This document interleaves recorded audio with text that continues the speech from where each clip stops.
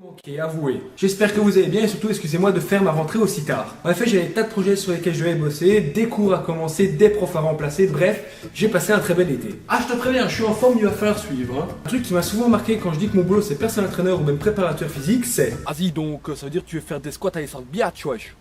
Comment dire, c'est pas tout à fait ça. Je vais donc vous expliquer en quoi consiste le métier de préparateur physique et ou personal trainer. Un personal trainer va t'aider à atteindre tes objectifs sportifs, quels qu'ils soient. Chacun a l'une ou l'autre spécialité, bien sûr, c'est comme pour les médecins. T'as des pneumologues, des cardiologues et des synagogues.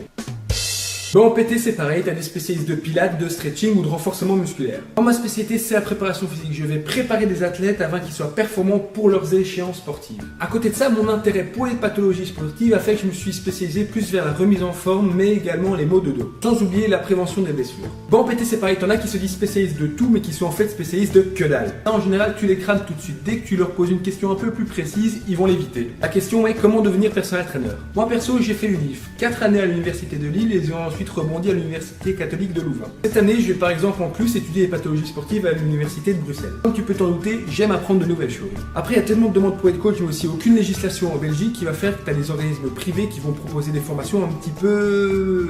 formations qui peuvent aller jusqu'à 5500 € et qui vont t'apprendre bien vendre ses services, quel prix appliquer et surtout comment augmenter ses revenus. Je te le dis déjà, ça annonce des cours de qualité, y a pas à dire. Une autre question est comment se passe une journée dans la vie d'un personal trainer. En général, le matin, je vais au boulot où je m'occupe de coaching et autres suivis de personnes. Je finis vers 13 h où je vais alors m'entraîner pendant en moyenne 1 heure. Je rentre ensuite chez moi pour faire une petite sieste rapide. Métier, il faut être capable de tenir un rythme assez élevé, surtout pour la fatigue de ton corps. C'est pour ça que je me repose dès que je peux. Ensuite vient le temps de partir sur mes coachings à domicile et ou m'occuper des athlètes que je prends en charge.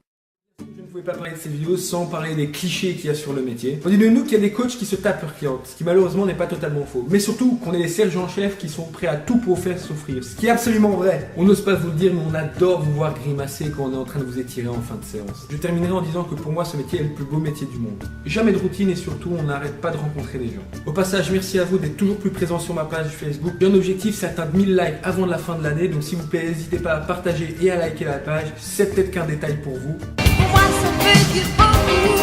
Voilà, la vidéo est terminée, on se retrouve très vite pour de nouvelles vidéos et nouveaux conseils. Surtout ne vous sortez pas de votre tête que tous vos objectifs sont réalisables. Ciao!